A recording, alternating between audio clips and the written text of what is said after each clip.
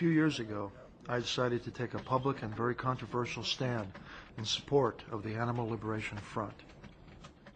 The ALF is rooted in the philosophy of animal rights and therefore rejects any and all forms of animal exploitation as unjust and intolerable.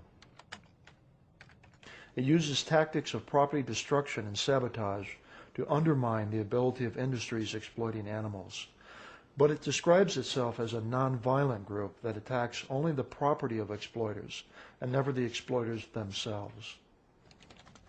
I came out in favor of the ALF because I concluded that their actions are just.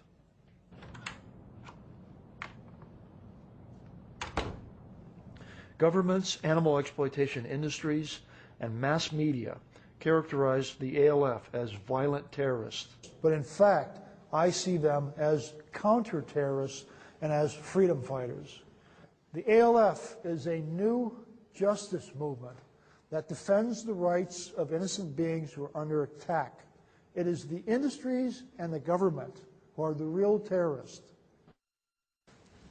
I believe that no door, no law, no government, and no cop should ever stand in the way between an animal and its freedom. I wish that legal methods of freeing animals from captivity, of granting them rights and justice, were adequate, but unfortunately they are not. Animals are too important a resource and commodity for corporations to voluntarily free them. The biomedical and pharmaceutical industries are the third largest contributor to the British economy.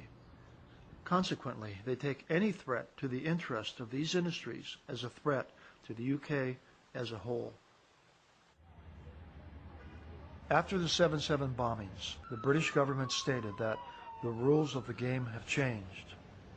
The Home Office drafted new rules of unacceptable speech that grant the Home Office the authority to ban any non-UK citizen alleged to promote or advocate violence or terrorism.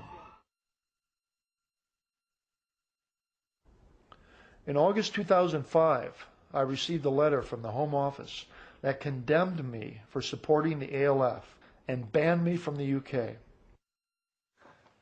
But I'm not a member of the ALF. I have no connection whatsoever to the ALF. I've never advocated violence against anyone. I'm experiencing state repression for the thought crime of advocating illegal actions that are necessary to win justice and freedom for animals. If we accept the definitions of the Home Office of the ALF as violent and terrorist, I'm guilty as charged. By their own newly minted definitions, the UK reserves the right to ban me. But it's the right of a police state and a closed society which is threatened by the views with which it disagrees. Muslim clerics should not be allowed to mobilize people to commit terrorist actions in England. But there is a world of difference between a philosophy professor advocating nonviolent tactics and a Muslim extremist fomenting terrorist acts against British citizens. I define terrorism as any intentional act to injure or kill a living, sentient, innocent being for scientific, political, or economic purposes. On that definition, the Animal Liberation Front hardly a terrorist force. In fact, they are counter-terrorists who stop the killing of untold number of animal lives. But the British government and vivisectors and the entire animal exploitation industry I hold to be directly responsible for terrorist and violent crimes against animals. They're the true terrorists because they exploit and injure and kill millions of animals for their own political, economic, and scientific purposes.